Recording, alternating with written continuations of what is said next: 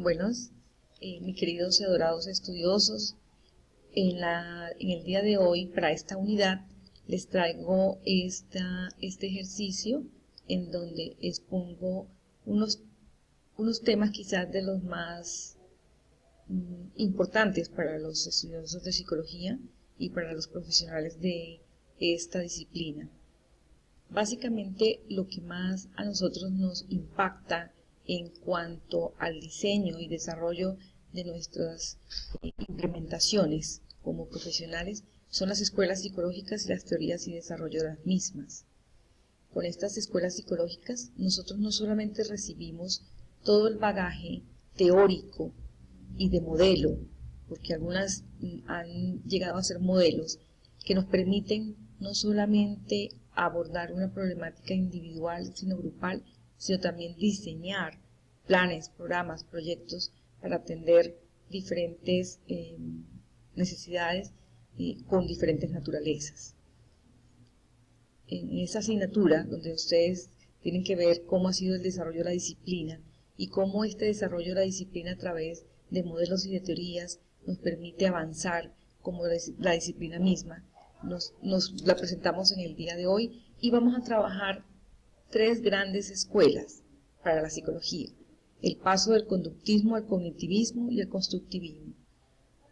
Podemos ver en esta unidad y en este trabajo que les traigo hoy cómo en las tres escuelas hay un engranaje de una hacia la otra y cómo podemos tener representantes de una escuela vinculados también a la otra. Casi que el avance y desarrollo del conductismo me lleva al cognitivismo y del cognitivismo, el desarrollo del cognitivismo me lleva al constructivismo.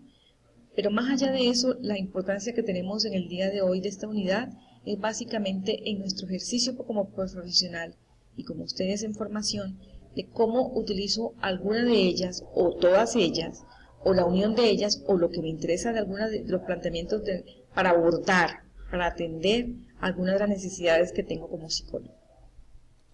Entonces, este trabajo lo presentamos para que podamos en conjunto analizar los elementos de cada una de las escuelas, los resultados de cada una de esas escuelas, pero además de eso, la utilización de los planteamientos técnicos y teóricos que cada una de esas escuelas me va a permitir a mí abordar una problemática, o plantear un tratamiento, o plantear un trabajo, o desarrollar un currículo, en el caso de la psicología educativa, o trabajar una forma de capacitación, en el caso de la psicología organizacional, o abordar una problemática jurídica en el caso de la psicología forense o la psicología jurídica.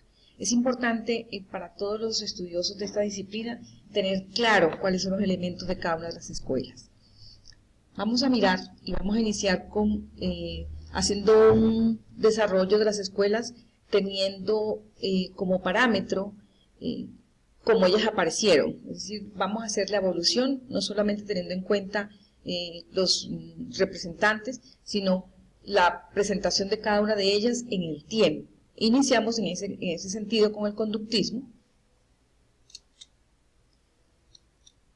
y tenemos que el conductismo se basa en los cambios observables en la conducta del sujeto y ésta se presenta de acuerdo con el refuerzo que reciba contingente a su emisión.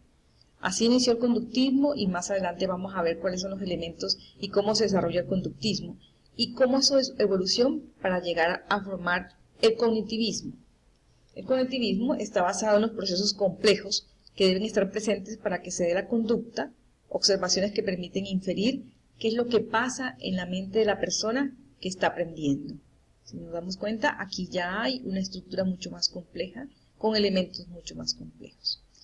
Una vez que pasa el desarrollo del cognitivismo, encontramos el constructivismo y podemos encontrar representantes que están en el cognitivismo y en su avance, dentro del desarrollo de su propia teoría, entran a ser parte también del constructivismo. Cada persona construye su propia perspectiva del mundo que le rodea a través de sus propias experiencias y esquemas mentales desarrollados. Ese es el fundamento del constructivismo. Pero bueno, antes de que nosotros empecemos a analizar cada una de estas definiciones, entremos a mirar los elementos de cada una de las escuelas para que nos demos cuenta por qué esos postulados nos han dado tanta fuerza a la psicología, a su desarrollo, y cómo están presentes en cada uno de nuestros elementos como profesionales en el abordaje de muchísimas problemáticas y de mucha naturaleza de esas variables. Empecemos con el conductismo. Bueno, ustedes, me imagino, como estudiantes de psicología, han escuchado en otras asignaturas cuáles son los primeros y los principales enfoques, y dentro de ese principal enfoque tenemos el enfoque conductista. Inicia más o menos como en los años 30 y los años 50. Y en ese momento el aprendizaje era considerado como una simple asociación de estímulo-respuesta. Un estímulo que se presenta a un organismo X y una respuesta que se da de acuerdo a ese estímulo. El individuo aprende a conocer la realidad objetiva a través de los sentidos, pero el estudiante es considerado como un ser pasivo que solo reacciona a estímulos medioambientales. Si vemos el desarrollo de la teoría, para que podamos llegar a decir que el estudiante a nivel de aprendizaje tiene una actitud pasiva, veamos cuáles son los postulados de los mejores representantes del conductismo. Iniciemos con el condicionamiento clásico, y en ese condicionamiento clásico nuestro mejor representante es Pavlov. Todos ya saben quién es Pavlov, es un estudioso, un fisiólogo ruso, porque tampoco era psicólogo, era un fisiólogo ruso. Nació en 1849 y estuvo trabajando varios años en el tema del condicionamiento. Murió en 1936 y él hizo el trabajo con el condicionamiento clásico. Más o menos todos ya conocen el fenómeno que él estudió a través de un perro, la salivación de un perro y contingente al sonido de una campana. En ese momento, y en ese postuló que en un medio ambiente planeado es posible cambiar la conducta a través de procesos inconscientes. Se pretende que los alumnos sientan predisposición positiva o negativa hacia algo. En el condicionamiento clásico, básicamente lo que pretendió mostrar Pavlov es cómo una conducta que se emite, y dependiendo del estímulo o de lo que pasa en el ambiente, esta conducta o va a ser extinguida o va a ser reforzada. Y allí, en esa relación de la conducta con el medio ambiente, Pavlov determinó varios fenómenos. Entre esos fenómenos que determinó Pavlov está el de la generalización de estímulo. Entonces, para llevar a cabo el mismo ejemplo del perro con la campana, podemos darnos cuenta que el perro empezó a salivar, se le hacía el sonido de la campana contingente a la presentación de la comida, y el perro empezó a salivar solamente con el sonido de la campana, sin tener en contacto con la comida. El perro empezó a tener también salivación cuando se emitía un estímulo parecido a la campana. Eso se llama generalización de estímulos. También Pavlov estudió la extinción, y la extinción se da cuando se deja de emitir el sonido de la campana y se deja presentar la comida. Es una extinción de conducta. Recuperación espontánea fue otro fenómeno que también trató Pavlov. Las respuestas extinguidas se pueden recuperar después de un periodo corto de estimulación, pero se extinguirá nuevamente si no se presenta la comida. Discriminación. El perro puede aprender a discriminar entre sonidos parecidos y distinguir cuál de los sonidos está asociado con la presentación de la comida y cuál no. Condicionamiento de orden superior. Una vez que el perro ha adquirido el condicionamiento con la asociación del sonido de la campana y el alimento, se puede realizar al mismo tiempo tales como encender un bombillo. De esta manera, el perro también producirá saliva con solo encender el bombillo, sin el sonido de la campana. Allí hay un condicionamiento de orden superior. Lo que quiso explicar Pavlov es que nuestras conductas son emitidas cuando hay unos estímulos frente al ejercicio. Y de hecho, nosotros todavía podemos observar dentro de nuestra vida cotidiana, la nota se puede considerar un estímulo positivo, la mala nota se puede considerar un refuerzo negativo. Y si nosotros podemos mirar desde que estamos en párvulos, el solo hecho de ponernos una carita feliz cuando emitimos un comportamiento adecuado, estamos recibiendo un refuerzo positivo. Pero no se quedó allí. Dentro de esta escuela tenemos otros representantes, y dentro de esos representantes tenemos el condicionamiento, el conexionismo de Stordine. El aprendizaje se produce por ensayo y error o por selección y conexión. De esta manera, un comportamiento que tiene una respuesta positiva genera una conexión firme en términos de aprendizaje y se le llama la ley del refuerzo. Si se dan cuenta, estamos dentro de la misma escuela del conductismo. Luego aparece el principio de contigüidad y ahí ya estamos estableciendo que no es solamente que se emita el sonido para yo asociarlo con la comida, el sonido de la campana, sino que también es importante el tiempo que hay entre el sonido y la comida. Entonces hay un aprendizaje asociativo en el cual se establece cuando dos sensaciones ocurren en forma repetida, acaban por asociarse, de manera que cuando solo ocurre una de estas sensaciones, la otra también aparece. Aparece el condicionamiento operante, y aquí ya aparece Skinner y Sorrain también trabajando con el aprendizaje en el proceso a través del cual se fortalece un comportamiento que es seguido de un resultado favorable, llamado refuerzo, con lo cual se aumenta la probabilidad de que ese comportamiento vuelva a ocurrir. Se aprende lo que es reforzado. Y para eso, en las escuelas todavía estamos utilizando la nota. Cuando hablamos de una nota cuantitativa, sin que haya una especificación cualitativa de la nota, estaríamos hablando de un refuerzo positivo, sin hablar de la cualidad del refuerzo. Y con esto quiero explicarles a todos mis estudiosos que aunque pareciera que estemos dejando el conductismo muy atrás, aún sigue presente en muchas de nuestros aprendizajes en la vida. Veámoslo, por ejemplo, en la cotidianidad. Cuando a mí yo infrinjo una norma de tránsito y me ponen un parte, es un refuerzo negativo. En Colombia habían dispuesto una ley donde decía que era obligatorio ponerse el cinturón de seguridad y nosotros no lo hacíamos. Cuando empezaron a poner un parte por no poner el cinturón de seguridad, empezamos a utilizar el cinturón de seguridad porque el refuerzo negativo de 300 y pico de mil de pesos que vale nuestro parte nos está indicando que hay un castigo de la conducta. Entonces fíjense que no estamos tan lejanos de que exista un condicionamiento y de que estemos utilizando también el conductismo simplemente para obtener un comportamiento que nos interese, social, o un comportamiento de aprendizaje educativo, un comportamiento, por ejemplo, familiar, cuando yo le apago el televisor a mi hijo para que haga las tareas y deje de estar viendo el televisor, o le digo, si haces las tareas te dejo ver tantas horas. Ahí estamos hablando de un condicionamiento operante, lo que le llaman condicionamiento comportamental. Cuando Skinner empezó a trabajar más avanzado el elemento de Pavlov, encontró, por ejemplo, que en las escalas de refuerzo podríamos trabajar con intervalos fijos e intervalos variables. Es decir, la campana de Pavlov la podría yo tomar en intervalos fijos, es decir, que timbraba la campana en un minuto y cada minuto timbraba la campana. O podría hacerlo en intervalo variable, y es que timbraba un minuto, en el otro timbraba en 1 minuto y medio, y en el otro terminaba en 2 minutos.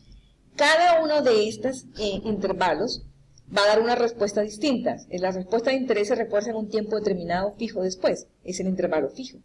Y el intervalo variable es similar a las escalas de intervalo fijo, con la diferencia que la cantidad de tiempo entre cada refuerzo es variable. Ahí el patrón de conducta cambia, de acuerdo si es intervalo fijo o intervalo variable.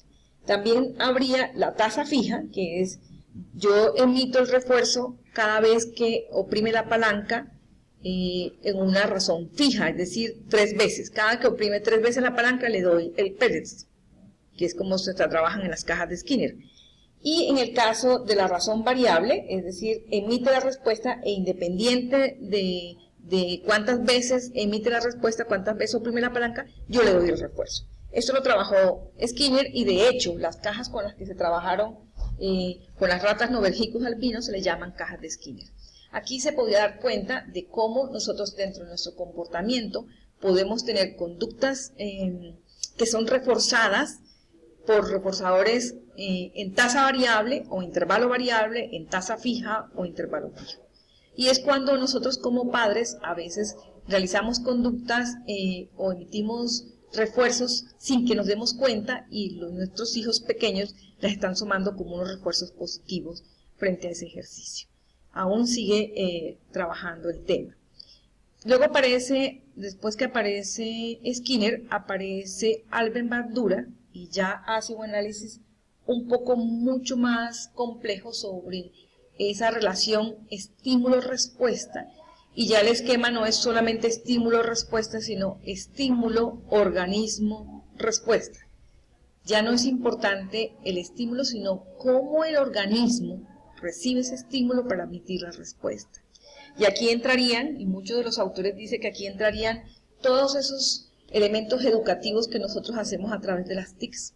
Porque cuando un docente diseña y desarrolla una actividad utilizando las TIC, lo primero que tiene en cuenta es qué tan importante es el estímulo que yo le estoy diseñando para que ese estudioso emita la respuesta. Ahí ya está un esquema de organismo, es decir, no estaríamos trabajando con el conductismo ortodoxo, sino que estaríamos ya con el avance y desarrollo de ese conductismo, que se llama más bien condicionamiento operante o diseño comportamental.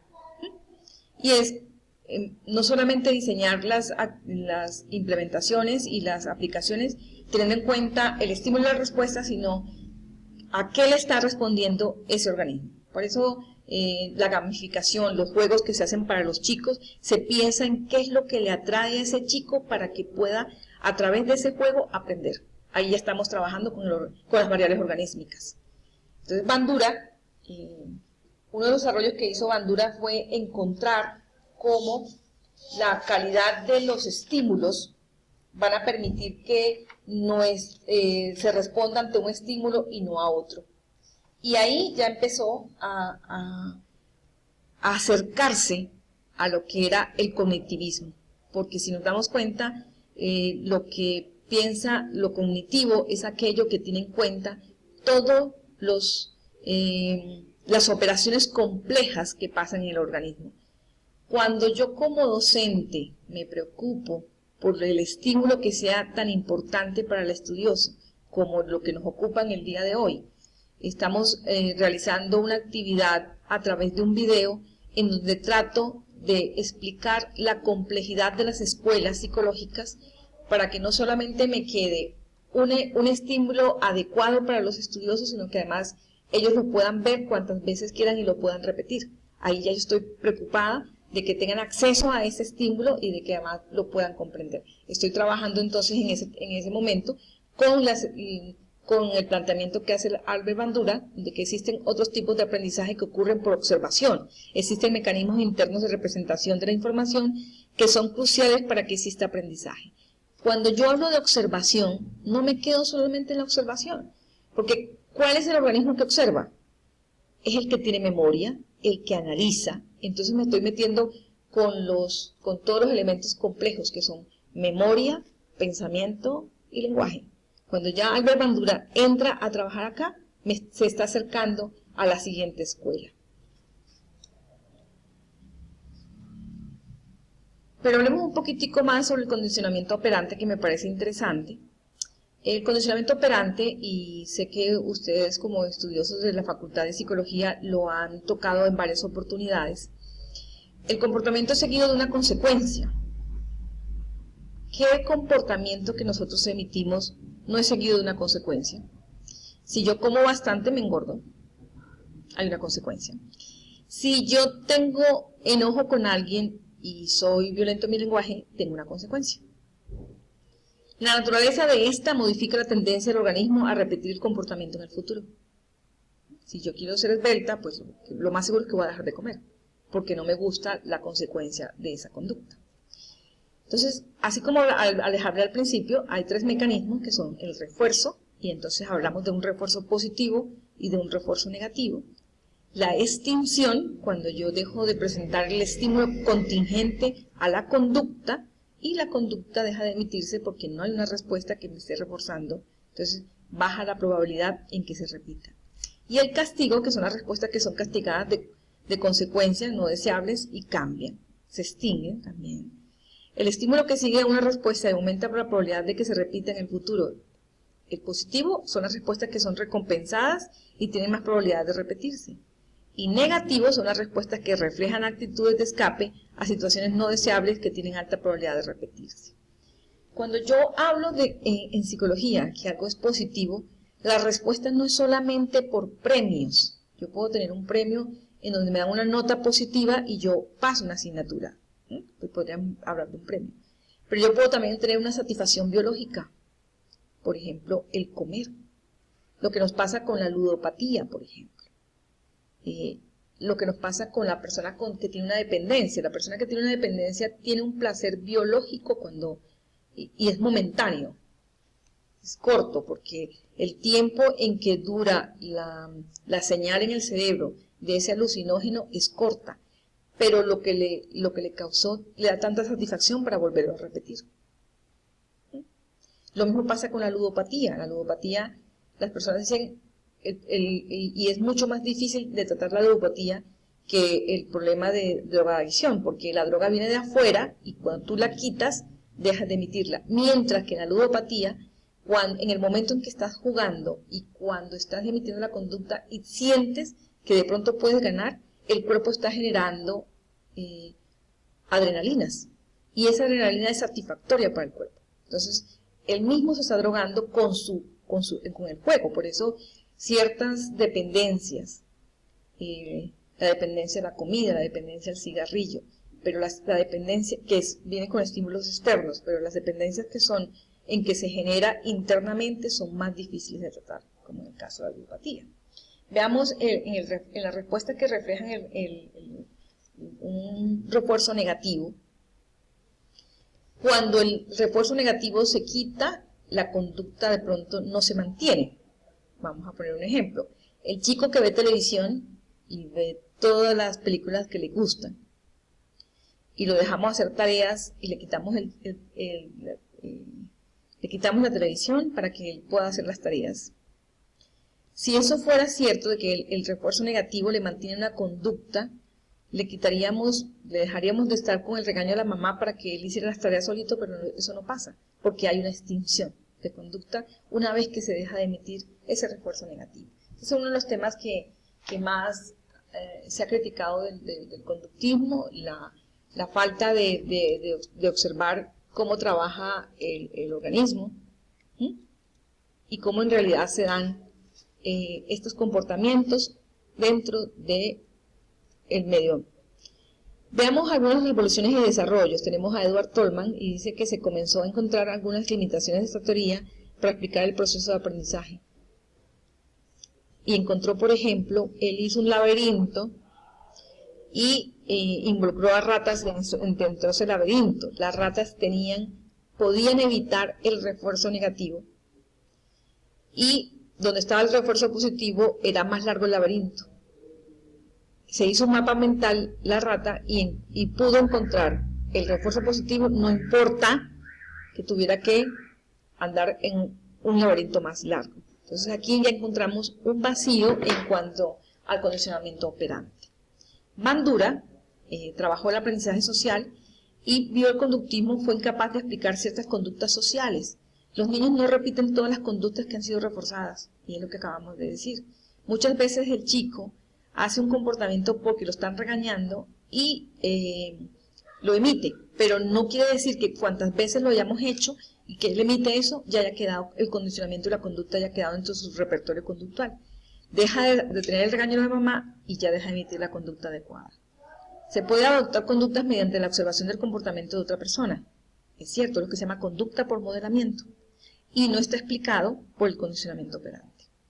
Seattle reconoce la importancia del reforzamiento, pero resalta su importancia como elemento retroalimentador, para corrección de respuestas y sobre su función como motivador. En el aprendizaje se reorganizan las estructuras cognitivas a través de las cuales se procesa y organiza la información.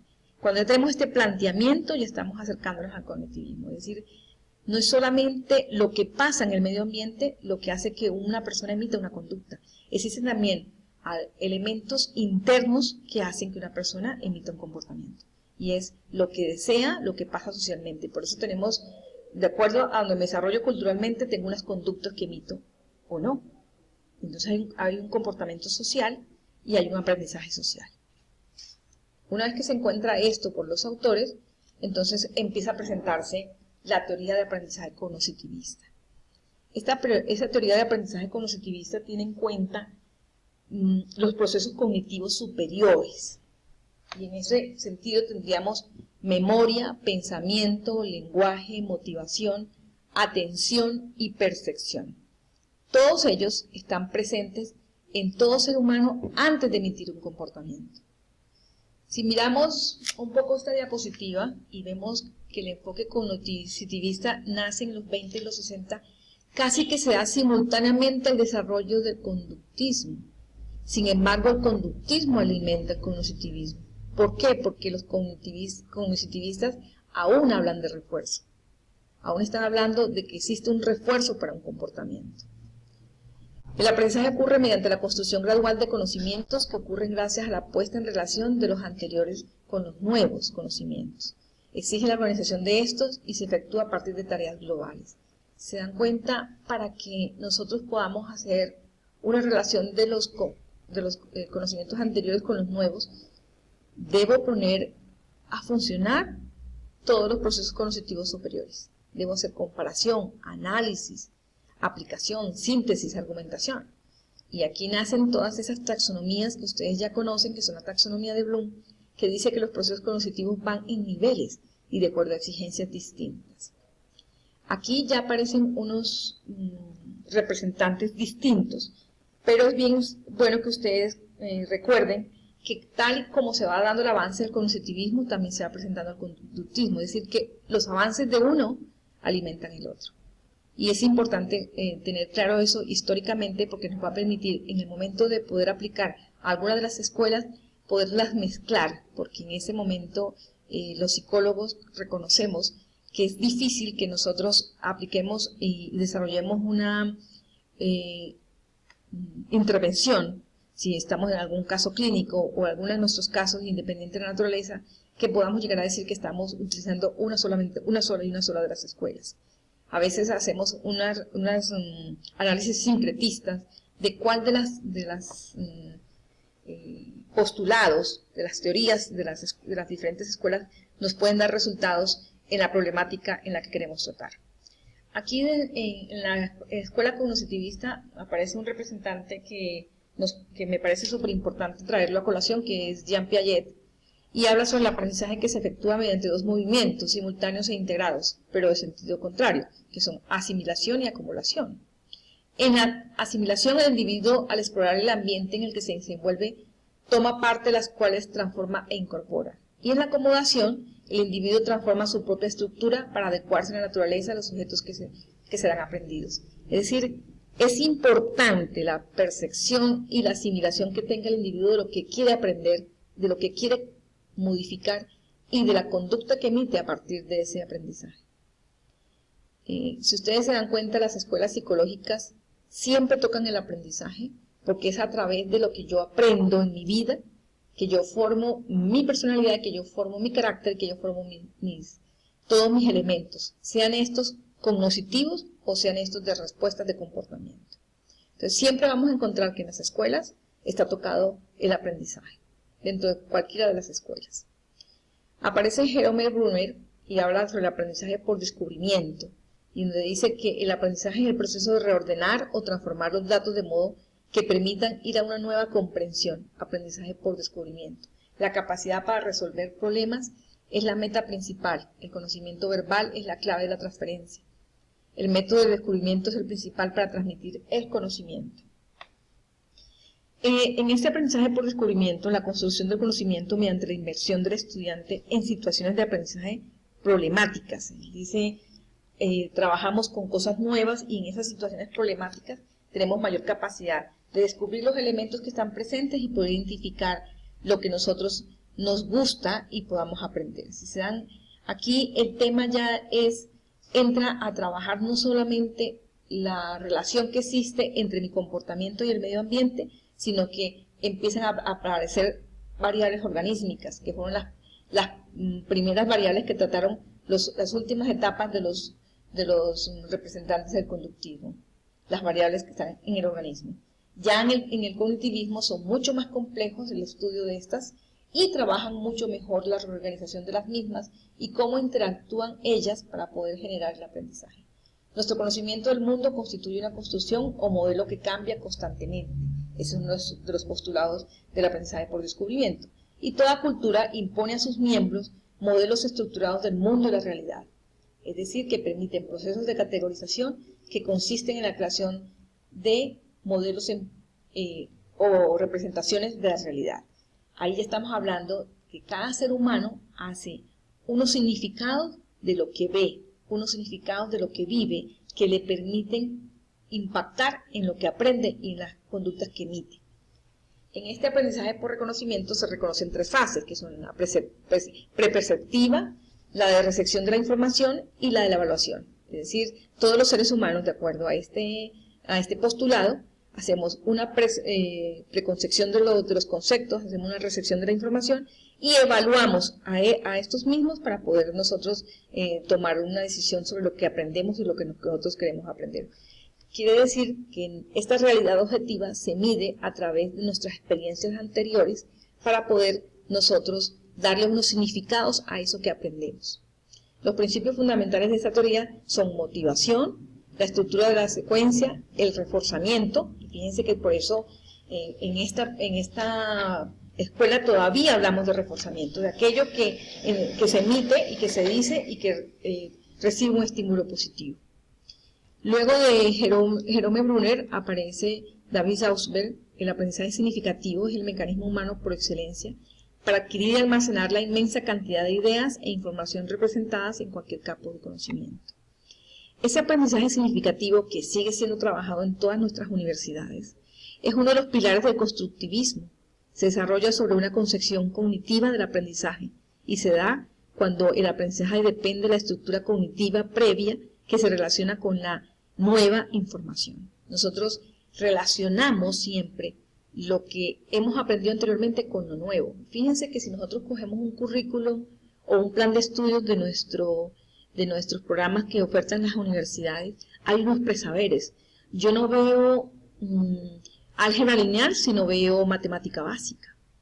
Yo no veo control análogo si no veo álgebra lineal y matemática básica. Es decir, que hay unos preconceptos que me permiten encontrarme con un nuevo aprendizaje o unos nuevos contenidos, relacionarlos para poderlos aprender. Si nos damos cuenta, aún estamos inmersos dentro de esas teorías cognitivas que nos llevan hasta el aprendizaje significativo de Ausubel. Ausubel nos metió un nuevo concepto que se llama estructura cognitiva, y para él es el conjunto de conceptos, ideas que un individuo posee en un determinado campo del conocimiento, así como en su organización. Si nosotros analizamos bien este concepto de estructura cognitiva, no es solamente aplicable a la educación. Cuando yo tengo una experiencia vivida en mi vida social o en mi vida familiar, yo relaciono esos preconceptos que tengo anteriormente. Si yo tuve una vida disruptiva, si yo tuve una relación adecuada con mi padre, una relación adecuada con mi madre, si además de eso tuve unos roles adecuados con mis hermanos. Entonces, al tener una actividad que puede ser traumática, con una relación afectiva, cuando estoy en adulto, yo relaciono eso con mis vidas pasadas. Y entro en choque o no entro en choque. Entonces, fíjense que el concepto de estructura cognitiva no es solamente aplicable a la educación. Es importante conocer del estudiante la cantidad de información que posee.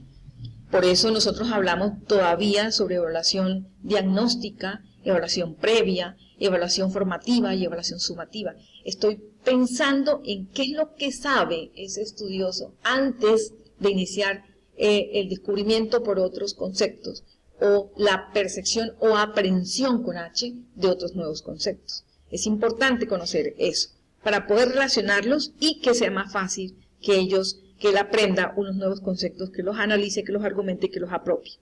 Las experiencias y conocimientos previos afectan su aprendizaje. La estructura cognitiva del estudioso como una imagen, un símbolo, ya significativo, un concepto, una proposición. El aprendizaje significativo ocurre cuando una nueva información se conecta con un concepto relevante. Ese es uno de los postulados de Ausubel. Persistente en la estructura cognitiva.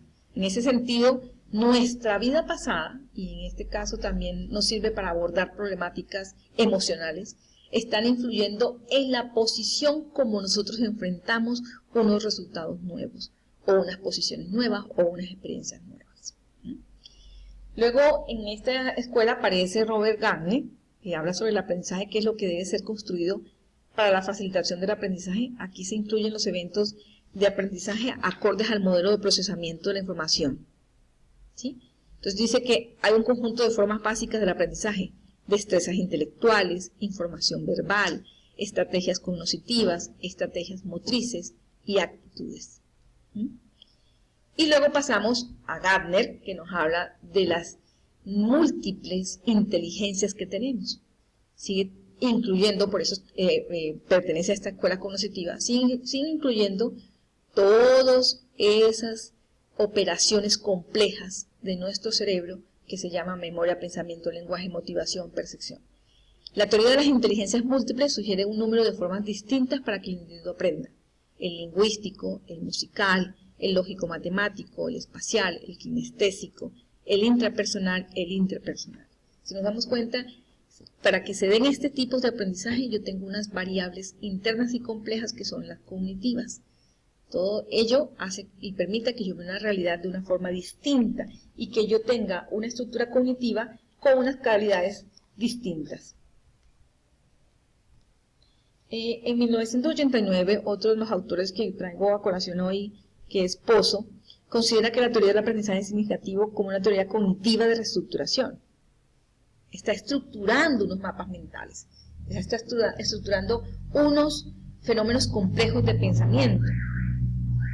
Y el propio individuo es el que genera y construye su propio aprendizaje. Es decir, yo primero proceso eso que me llega, y depende de esa información, cómo me llegue, la proceso y la aprendo de una forma distinta a como la aprende otra persona que puede estar cerca de mí.